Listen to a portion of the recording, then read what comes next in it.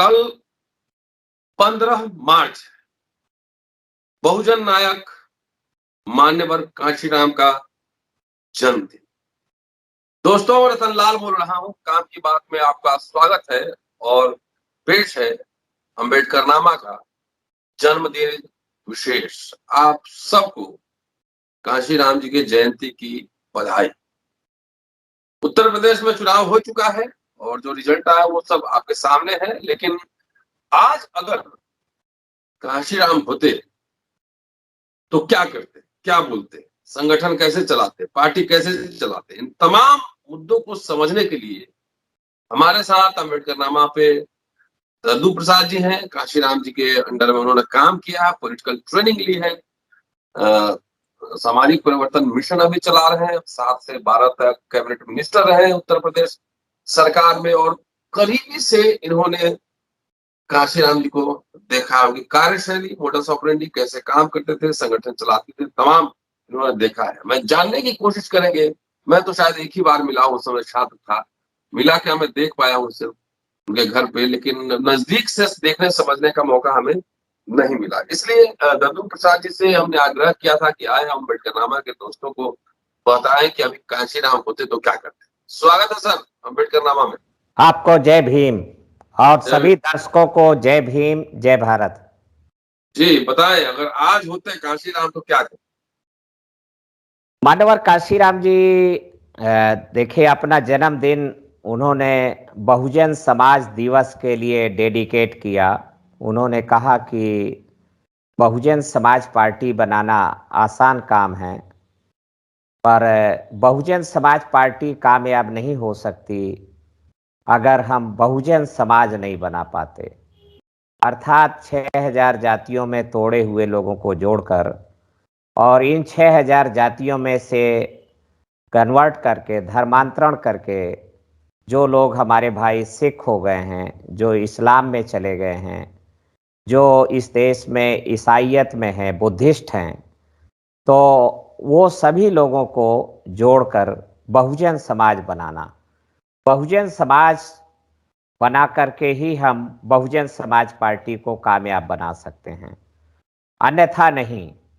तो उन्होंने अपने जीवन में जो अगस्त 2003 में उनका बंगलौर की स्पीच है, उस पे उन्होंने कहा कि 6,000 जातियों में से मैं 600 जातियों को एक मंच पर लाने में कामयाब हुआ हूँ। बाबा साहब अम्बेडकर के साथ उस जमाने में जब हमने मूवमेंट को टेक ऑफ किया तो 6 जातियां उनके सामने नजर आती थीं जो बाबा साहब अम्बेडकर के मूवमेंट को फॉलो कर रही थीं।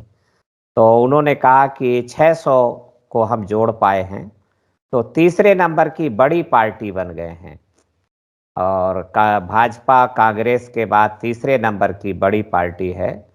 जिस दिन मैं 1000 जातियों को एक मंच पर लाने में कामयाब होऊंगा तो हम भारत की नंबर 1 की राजनैतिक शक्ति बन सकेंगे। तो 600 से 1000 पे जाना आसान काम है, पर 6 से 600 तक पहुंचना काफ़ी कठिन था। एकदम खड़ी चढ़ाई थी, असंभव बात थी। और महाराष्ट्र में 1975 के बाद एक मुहावरा था कि कामयाब हो सकत नहीं। अंबेडकर मूवमेंट जानवी है, अच्छी है, पर यह कामयाब नहीं हो सकती है। तो मान्यवर कांशीराम जी ने तो मेन फोकस किया, क्योंकि जो शोषण की व्यवस्था है, तो शोषण की व्यवस्था की जो बड़ी कामयाबी है कि शोषितों को तोड़ करके रखना, उनको लड़ा करके रखना। तो उसको उन्होंने कामयाब बनाया और जोड़ा लोगों को मंडल कमीशन रिपोर्ट के आधार पर, और आरक्षण की अवधारणा को एक्सटेंड किया, उन्होंने विस्तारित किया।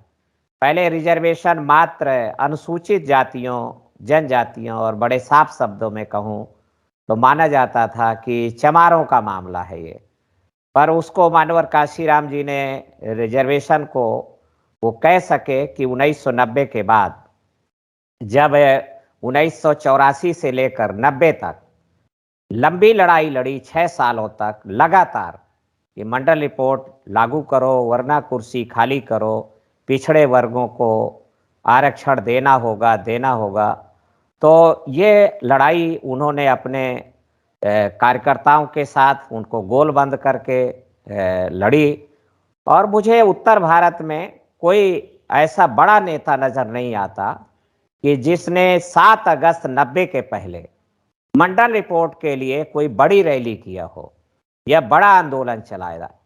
7 अगस्त 90 के बाद तो सेंट्रल गवर्नमेंट के यूनियन मिनिस्टर, 2 यूनियन मिनिस्टर तो जरूर फ्रंट पे आए और उन्होंने कहा कि अब आरक्षण समर्थकों को भी सड़कों पर उतर आना चाहिए। तो मानवर काशीराम जी ने कहा कि आप कार और सरकार में बैठे हैं और आप कार और सरकार छोड़िए, सड़कों पर उतरिए, तब हम सोचेंगे कि हमें सड़कों पर उतरना है कि नहीं उतरना है। तो इसलिए 7 अगस्त 90 को जो कामयाबी मिली, आरक्षण की अवधारणा विस्तारित हुई और विस्तारित होकर के एक व्यापक जन समूह के हितकारी हो गई। तो वो उसके कारण जोड़ने में ज्यादा सहूलियत आ गई, कामयाब हुई। तो आज अगर मानवर काशीराम जी होते तो निश्चित रूप से वो जो बहुजन से सर्वजन बना दिया गया है, तो वो इससे बहुत खफा होते। दुनिया के किसी सभ्यता में शोषक और शोषित की एकता नहीं हो सकती है। मुझे कई विद्वानों से बात हुई इधर 4-5 सालों में, जो बिहार के लोग हैं और जो यूपी के भी लोग हैं, उन सब ने कहा कि तेजस्वी यादव ने भी ए टू जेड की बात नहीं कही होती तो शायद वो एब्सोल्यूट मेजॉरिटी हासिल कर लेते बिहार के चुनाव में। और यही उत्तर प्रदेश में है। बहुजन समाज पार्टी से देखिए शुरू से माना जा रहा था, जब से चुनाव ये प्रारंभ हुआ, कि वो बड़ी टक्कर देने की स्थिति में नहीं है।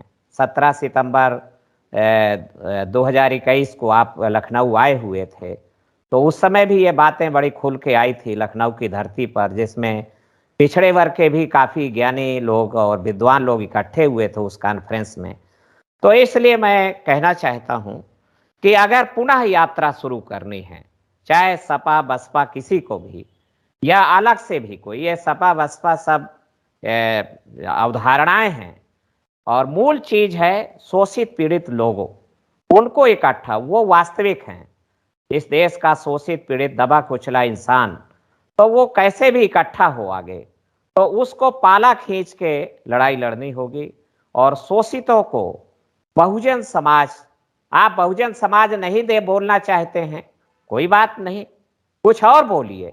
आप बैकवर्ड बोलना चाहते हैं, बैकवर्ड बोलिए। शोषित एकता बनाना बोलना चाहते हैं, वो बोलिए।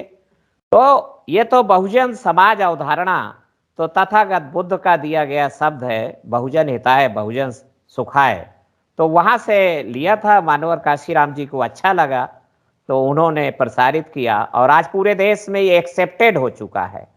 पर बहुजन समाज माने बहुजन समाज पार्टी नहीं है। बहुजन समाज पार्टी तो निश्चित रूप से अब हाईजैक्ट हो चुकी है। तो कल 15 मार्च है, हम पुनः नए सिरे से दलित, पिछड़े, आदिवासी और मुस्लिम धार्मिक अल्पसंख्यक समुदायों को, शोषित पीड़ित लोगों को भारत के धरती पर इकट्ठा करने के लिए आह्वान कर सकें। और छोटे छोटे प्रयास भी बड़े प्रयास बन जाते हैं। मुझे कोई कल के दिन जो मेरे पास सूचना है, कोई बड़ा प्रयास होता नजर नहीं आ रहा है। हमने भी कल लखनऊ में एक छोटा प्रयास के तहत एक चिंतन शिविर, एक संगोष्ठी का आयोजन लखनऊ में रखा है। तो हम लोग चाहते हैं और निश्चित रूप से आगे आना होगा और शुरुआत तो किसी न किसी को करनी होगी। तो बहुजन समाज बनाना बहुत जरूरी है। दूसरा, भारत में लोकतंत्र है, तो लोकतंत्र को बहुत शानदार तरीके से दलितों, पिछड़ों, आदिवासियों के लिए उपयोग किया मानवर कांशीराम जी ने। उसके पहले कोई व्यक्ति नजर नहीं आता है जो लोकतंत्र को कामयाब बनाने के तौर तरीके सीखे हों, कि आखिरकार निर्धन लोग कैसे अपने डेलीगेट विधानसभा में भेजें, लोकसभा में कैसे भेजें, जब अब चुनाव करोड़ों से भी आगे पार करके अरबों में पहुंच चुका है। एक एक अपवाद ही सही, पर पूरे भारत में कम से कम 50 लोकसभा सीटें हैं अब, जहां पर 1 अरब से ऊपर रुपया खर्च हो रहा है। तो निर्धन आदमी कैसे जीत सकता है? तो मान्यवर कांशीराम जी ने सूत्र दिए, उसको हम लोगों ने धरती पे उतारा और कामयाब बना दिया कि धनवानों के धन का सहारा लेकर, धनवानों को जंग परास्त करके जो भी सत्ता बनेगी वो कभी भी निर्धनों के काम नहीं आएगी, हमेशा धनवानों के काम आएगी, लोक कल्याण के काम नहीं आएगी। तो मान्यवर कांशीराम जी का मकसद तो लोक कल्याण था, बहुजन कल्याण था। इसलिए उन्होंने 1936 से जो लोकतंत्र का ये रास्ता बनाया गया था कि धनवानों के धन का सहारा लेकर और धनवानों को परास्त करके सरकारें बन रही थी, जीते रहे थे, और शोषित लोग भी तालियां बजा रहे थे कि एक धनवान हार गया, अगला धनवान आ गया। तो वो अगला धनवान जो होगा वो ज्यादा मजबूत होगा, तभी तो कमजोर धनवान को परास्त किया उसने। तो जीतने हारने का पैमाना धन धन ही था।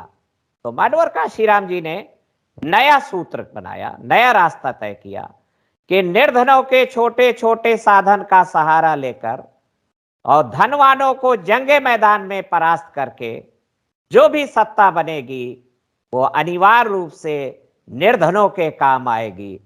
तो उनसे पूछा गया कि निर्धनों के छोटे छोटे साधन क्या हैं? तो उन्होंने कहा कि भाई निर्धन के पास धन नहीं है, पर उसके पास 2 पैर हैं। धन 2 पैर तो हैं, तो 2 पैरों से पदयात्रा हो सकती है, और 2 पहिए का साधन भी घर घर पहुंच चुका है, तो साइकिल यात्रा हो सकती है, और इसमें डीजल नहीं लगेगा, पेट्रोल नहीं लगेगा। तो उन्होंने खुद 4200 किलोमीटर साइकिल यात्रा किया, और फिर हम जैसे नौजवानों ने भी हजारों किलोमीटर लगातार साइकिल यात्राएं चलाई और उनको फॉलो किया हम लोगों ने। फिर वो दूसरी बात उन्होंने कही कि हमारे पास जीव है, वाणी है, वाणी को मधुर वाणी, और इसमें जगाने का टैलेंट, हुनर अगर लगा दिया जाए तो गीत बन जाता है, संगीत बन जाता है, जागृति और चेतना प्रस्फुटित होती है। तो निर्धन के पास वाणी तो है, यह गॉड गिफ्टेड है, प्रकृति के द्वारा दी गई है। तीसरा उन्होंने कहा कि आपके पास हाथ है। हमने कहा हाथ से क्या होगा साहब?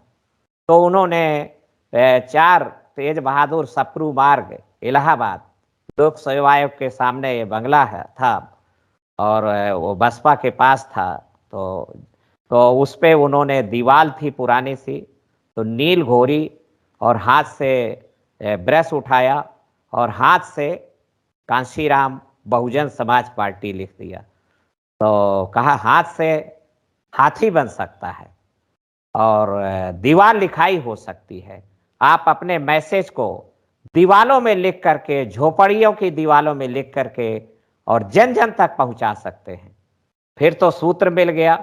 इलाहाबाद का जो 1988 का चुनाव हो रहा था, उपचुनाव, जिसमें बीपी सिंह भी लड़ रहे थे, तो उन्होंने जंगे मैदान में ललकार लगाई और गली गली हर झोपड़पट्टी में हाथी हाथी आ गया। तो अखबार वाले वैसे नहीं छाप रहे थे, हमें कवरेज नहीं दे रहे थे, पर तो उन्होंने लिखा कि कांशीराम ने कोई भूत पाल रखे हैं, वो रात में हाथी बना जाते हैं।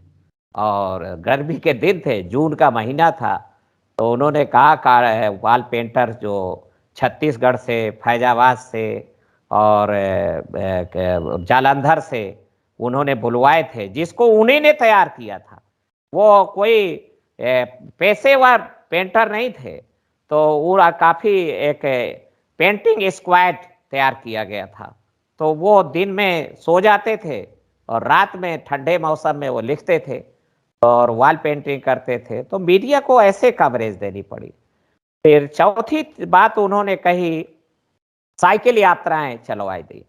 तो बीपी सिंह जैसा आदमी भी जो हेलीकॉप्टर से उड़ रहा था, चुनाव लड़ रहा था, तो उसको शर्म आ गई और उसने अगले दिन प्रेस कॉन्फ्रेंस किया और कहा कि मैं आगे का चुनाव मैं हेलीकॉप्टर से नहीं लड़ेंगे और मैं दोपहिया वाहन से हम चुनाव लड़ेंगे।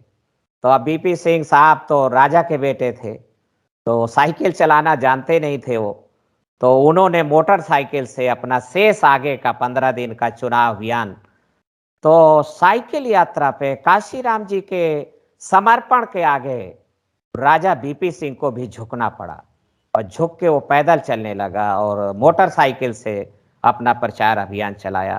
फिर देवीलाल जी ने भी जो मदद भेजी तो वो मोटरसाइकिल की मदद भेजी हरियाणा से।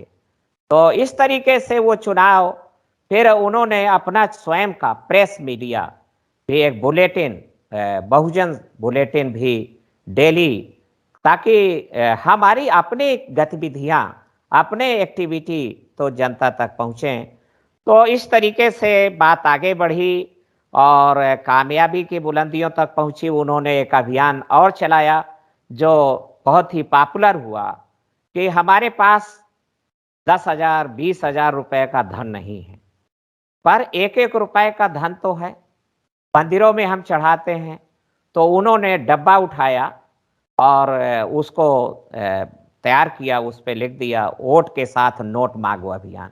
यहाँ पर मैं सचेत करना चाहता हूं, उन्होंने ये नहीं कहा कि एक वोट एक नोट, नहीं, वोट के साथ नोट।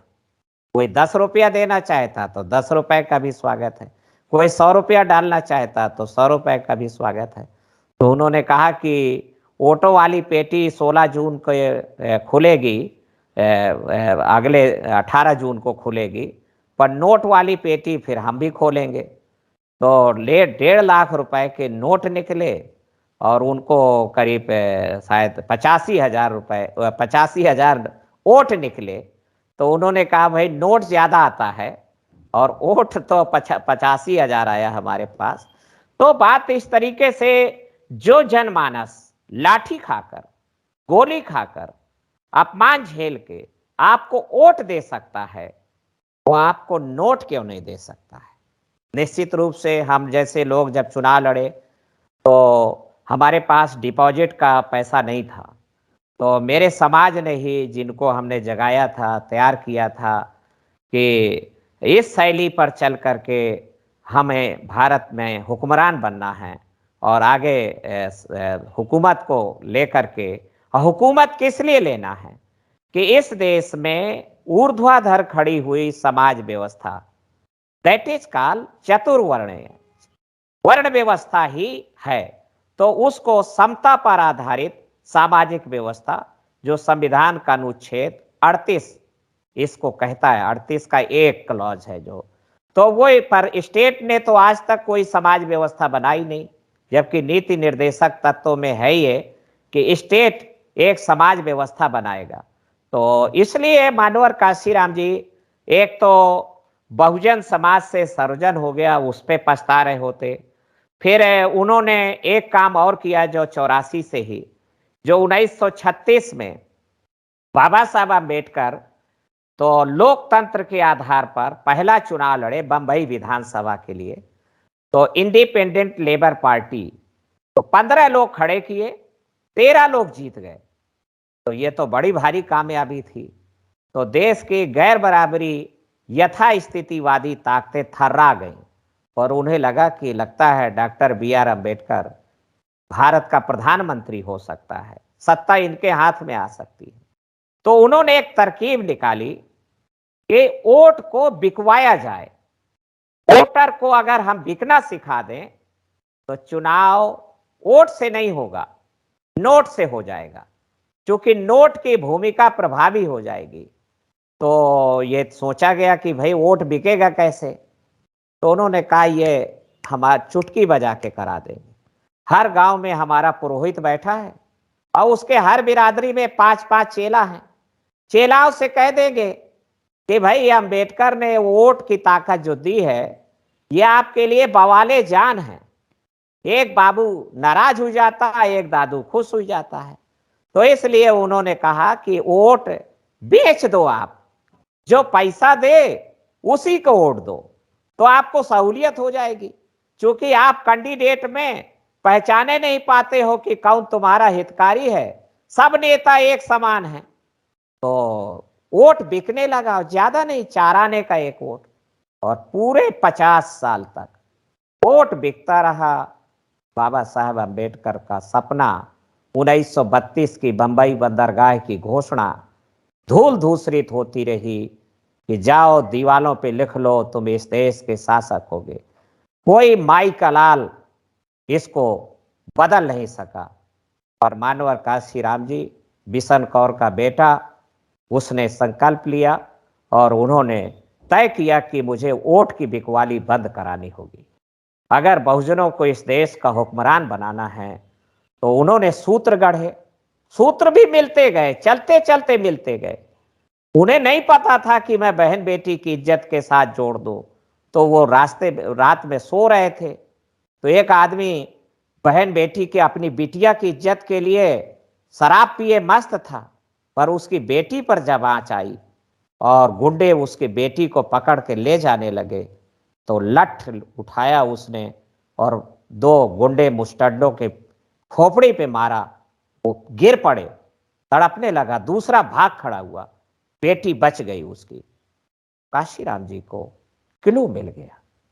उन्होंने कहा कि मैं अपनी वोट की ताकत को अगर बहन बेटी की इज्जत के बराबर समझा सकूं समाज को, तो समाज जो अपनी बहन बेटी की इज्जत के लिए लड़ने पर आमादा हो जाता है, तो वो वोट के लिए भी लड़ने को आमादा हो जाएगा। तो उन्होंने सूत्र दिया कि भाई वोट अनमोल है, बहन बेटी की इज्जत के समान है। जो वोट बेचे, समझो बहन बेटी की इज्जत बेचे। वोट और बेटी बेची नहीं जाती है, बल्कि इज्जतदार आदमी को सौंपी जाती है।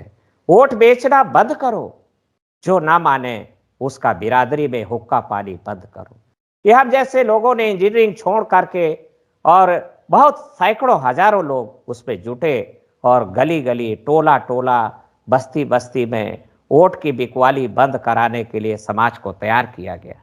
वोट बिकना बंद हो गया तो सैकड़ों लोग, गरीब के घुरहू का लड़का, कलुआ का लड़का भी विधायक जीत गए, सांसद जीत गए।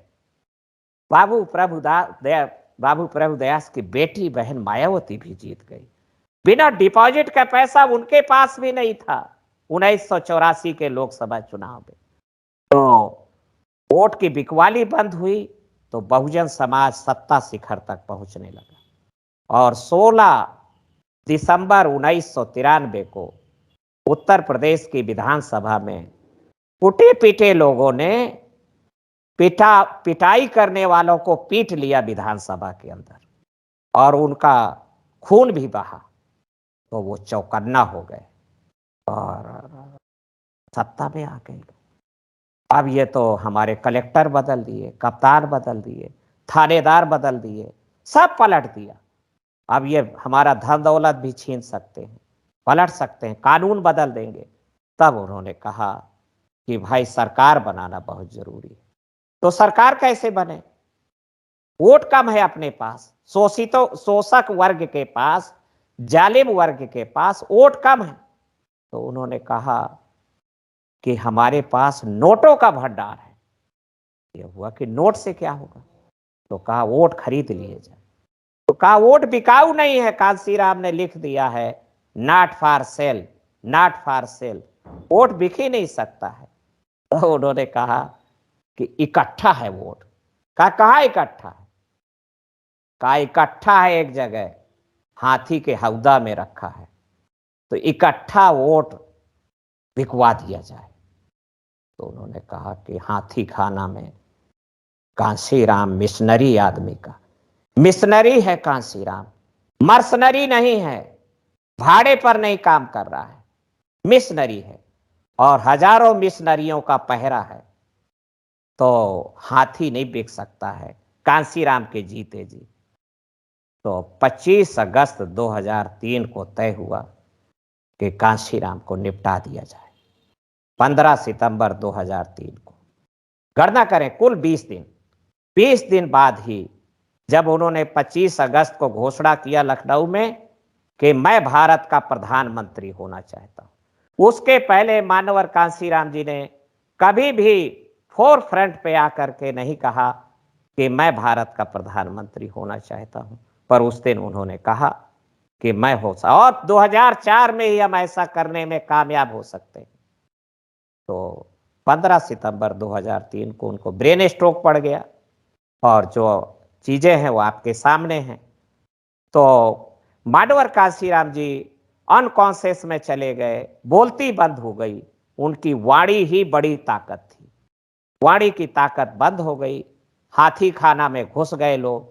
और 22 अक्टूबर 2003 को, यानी 15 सितंबर 2003 के ठीक 37 दिन बाद, उनके भावना के विपरीत जाकर 22 अक्टूबर 2003 को सतीश चंद्र मिश्रा, आरएसएस का प्रशिक्षित आदमी, नरेंद्र मोदी का गुरु भाई, वो बहुजन समाज पार्टी का राष्ट्रीय महासचिव बनाया गया।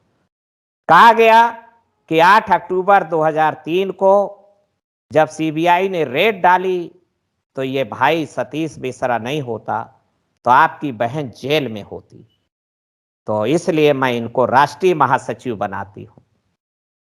तो एक घटनाक्रम भी था नाटकीय, तो वो राष्ट्रीय महासचिव हो गए।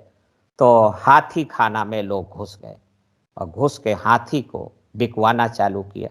9 जून 2005 को तो खुलेआम लगी शुरुआत हुई कि कांशीराम का हम नारा बदल रहे हैं, जिसके जितनी संख्या भारी उसकी उतनी हिस्सेदारी, ये नारा ठीक नहीं जचता है, हम नारा नया दे रहे हैं। हजारों लोगों के बीच में वो बात हुई कि जिसकी जितनी तैयारी उसकी और ज्यादा हिस्सेदारी।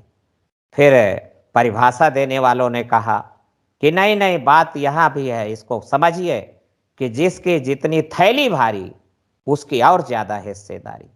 तो अब बोली लगाइए, हाथी खरीदिए। किसी ने कहा कि अरे हाथी पे लिखा है not for sale, elephant not for sale by Kanshiram. तो उन्होंने कहा नहीं, अब हमारे पास अथॉरिटी है, हम नेशनल जनरल सेक्रेटरी हैं और हम लिख रहे हैं, अब तख्ती नहीं लगा रहे हैं, एलिफेंट रेडी फॉर सेल। फुटकर वोटों की बिक्री बंद हो गई, इकट्ठा वोटों की बिक्री चालू हो गई। इकट्ठा वोट बिकने के कारण जीतने का ग्राफ घटता गया, घटता गया, घटता गया। फुटकर वोटों की बिक्री बंद हुई तो जीतने का ग्राफ बढ़ता गया, बढ़ता गया, बढ़ता गया। इकट्ठा वोट बिकना चालू हुए तो जीतने का ग्राफ घटता गया, घटता गया। और बहुजन समाज पार्टी के इकट्ठा वोट बिकने का इंपैक्ट केवल बहुजन समाज पार्टी में नहीं पड़ा, बल्कि सराउंडिंग में पड़ा। ऐसे समझिए इसको कि जब बहुजन समाज पार्टी ने जनमानस को वोट बेचना बंद करने के लिए तैयार किया तो उसका फायदा केवल बसपा को थोड़ी मिला, उसका फायदा समाजवादी पार्टी को भी मिला, उसका फायदा आरजेडी को भी मिला, उसका फायदा दूसरे और दलित पिछड़ों की पार्टियों को मिला। तो उससे जनता दल यूनाइटेड को भी मिला, जनता दल को भी मिला। तो उससे उनकी जीतने का ग्राफ बढ़ता गया। पर जब इकट्ठा वोट बेचना फैशन बन गया तो जीतने का ग्राफ घटता गया, घटता गया। तो ये एक बड़ा राज है। और मानवर काशीराम जी होते तो आज पुनः वो इकट्ठा वोटों की बिकवाली के खिलाफ, एक वोट बेचना पाप है तो 1 लाख वोट बेचना पुण्य कैसे हो सकता है, समाज के हित में कैसे हो सकता है। वो चाहे बसपा बेच रही हो, और वो चाहे समाजवादी पार्टी बेच रही हो, या चाहे राष्ट्रीय जनता दल बेच रहा हो, आरएलडी बेच रही हो, ये पुण्य नहीं है। ये दलितों, पिछड़ों, आदिवासियों की जागृति चेतना को खुलेआम नीलामी करना है, बोली लगाना है। अरे मेरा समाज अपनी जान देने को जब तैयार है तो वोट के साथ नोट कैसे नहीं देगा। दिया है उन्होंने। हम प्रचार कर रहे थे, 1996 की बात है, तो गाड़ी जा रही थी, 1-2 गाड़ियों से ही हम चुनाव लड़ते थे। तो एक आदमी हर जोत रहा था और फटा बनियान पहने और पंछा पहने था। तो रोका, रोको रोको, हम गाड़ी रोक दिए, कहा कौना दद्दू। तो मैं उतर के नीचे आया, बुजुर्ग था, मैंने पैर छुए, कहा जाओ तोर जीत है, जीत जाई हो, हम यह ख्यातन ख्यातन यही प्रचार करते हैं। और टेंटे से 10 रुपया निकाले, मोड़े तोड़े, कहा ले आओ, ले जाओ, मुहारो लगा दो। ऐसे बना है बहुजनों का आंदोलन, ऐसे ही बनी है आरजेडी भी, ऐसे ही बने हैं समाजवादी आंदोलन भी। भले ही उन्होंने सामाजिक बदलाव की बात नहीं कही, उन्होंने सामाजिक न्याय की बात कही, परंतु ऐसे ही बने हैं छोटे छोटे साधनों से। तो इसलिए मानवर काशीराम जी इकट्ठा वोट के बेचने वालों को दुई दुई थापर मारते, अब जो करते अब उसकी कल्पना हम नहीं कर सकते हैं। तो निश्चित रूप से मैं कल मानवर काशीराम जी के जन्म दिवस पर हमें छोटे छोटे साधनों को बड़े पैमाने पर इस्तेमाल करने के अपने आप को तैयार करना होगा। कोई और रास्ता नहीं है, कोई शॉर्टकट नहीं है, यही रास्ता है। इसी रास्ते पर वापस आने वाली पीढ़ी को भी देखिए, जो लोग कह रहे हैं विकल्प नहीं है, वो परिश्रम से बचना चाहते हैं। आखिरकार हमारे पास प्रकृति प्रदत्त भी ताकतें हैं, हमारे पास बौद्धिक बल है, हमारे पास शरीर का बल है, परिश्रम का बल है, हमारे पास चरित्र का बल है, उसको हम संभाल सकते हैं, हमारे पास नैतिक बल है, और बाबा साहब अम्बेडकर के संघर्ष से बौद्धिक बल हमारे पास आया है। तो अब बौद्धिक बल पे ही मैं जो वन नेशन वन एजुकेशन की बात उठा रहा हूं, तो वह इसीलिए उठा रहा हूं कि मुझे साफ दिखाई देता है कि हमारे बौद्धिक बल पे उन्होंने पंचर करने के लिए सूजा घुसेड़ दिया है कि आपकी, अरे हम 10-20% लोग क्वालिटी एजुकेशन पा भी जाएंगे तो हमें निपटा लेंगे, घेर देंगे, प्रोफेसर रतन लाल को घेर देंगे, दबोच देंगे, दद्दू प्रसाद को दबोच देंगे। तो 80% हमारे समाज की, बल्कि 90% जो हमारे बच्चे हैं उनकी तो पढ़ाई चौपट कर रहे हैं। वो मिड डे मील खाओ, थाली बजाओ, घर जाओ। तो ये एक बड़ा भारी षड्यंत्र है। इसलिए हमें बौद्धिक बल को बचाए रखना है और नई उसकी जनरेशन उसके तैयार होती रहे, तो उसके लिए हमें सचेत रहना होगा। और बहुजन समाज बहुत प्यारा है, बहुत कीमती है, ऊर्जा भंडार है, पावर हाउस है हमारा, ये जनरेटर है बहुजन समाज। सर्वजन, इसलिए हमने नारा दिया कि सर्वजन एक धोखा है और धक्का मारो मौका है। बहुजन समाज सच्चा है, अधिकार मिलना पक्का है। बहुजन समाज सत्ता है और विधायकी जीतना पक्का है। बहुजन समाज सच्चा है, सांसद जीतना पक्का है। बहुजन समाज सच्चा है, जुल्म रुकना भी पक्का है। बहुजन समाज सच्चा है, मुख्यमंत्री बनना पक्का है। हमारे अखिलेश भैया बहुजन समाज को मंजूर कर लेते तो अगर मुख्यमंत्री नहीं बनते तो मैं मुछ मुड़वा देता। वो नहीं मंजूर किए, अब उनकी अपनी मजबूरियां हैं। अब मजबूर आदमी से कितनी उम्मीदें की जाए, तो एक सीमा भर कर सकते हैं। तो हमें मानवर काशीराम जी ने 84 में कहा था कि चंद्रजीत यादव मेरा पुराना दोस्त, और मैंने उससे जब कहा कि मंडल रिपोर्ट की बात को पार्लियामेंट में उठाओ, तो ये इसने मजबूरी जता दिया कि मेरा टिकट कट जाएगा। तो मैं अपने दोस्त की मजबूरी दूर करना चाहता हूं। तो हमें भी माननीय अखिलेश यादव की मजबूरी दूर करने का कुछ उपाय करना होगा। बहन मायावती की मजबूरी तो नहीं दूर हो पाई, फंसती गई। इसलिए हम कह रहे हैं कि बदलाव के लिए चरित्रवान, शीलवान लीडरशिप की आवश्यकता है। जो 23 नवंबर 1950 को लोकसभा के अंदर बाबा साहेब डॉक्टर भीमराव अंबेडकर ने कहा, 23 नवंबर 1950 को प्रोफेसर केटी साय के एक जवाब देते हुए। तो इसलिए मैं कहना चाहता हूं कि हमें पुनः बहुजन समाज बनाना होगा, छोटे छोटे साधनों का बड़े पैमाने पर इस्तेमाल करना होगा। वोट के साथ नोट मांगो अभियान चलाना होगा। अपना हुनर, हमारे पास बहुत सारी छुपी हुई हिडन फोर्सेज हैं, ताकत हैं, तो उनको हम यूटिलाइज करते हैं। दुनिया की कोई ताकत नहीं है जो आपको आगे बढ़ने से रोक सके। तो मैं ये इतना सीमित आपसे कहना जी, चाहूँगा। शुक्रिया, शुक्रिया सर। और ये थे दद्दू प्रसाद जी, बेबाक निर्भीक बोलते हैं। पूरा वीडियो सुनिए और इसको शेयर करते रहिए। मान्यवर काशीराम की जयंती के पूर्व संध्या पर आप सभी को बधाई, शेयर करते रहिए, सब्सक्राइब करते रहिए। शुक्रिया, जय हिंद। जय भीम, जय भारत।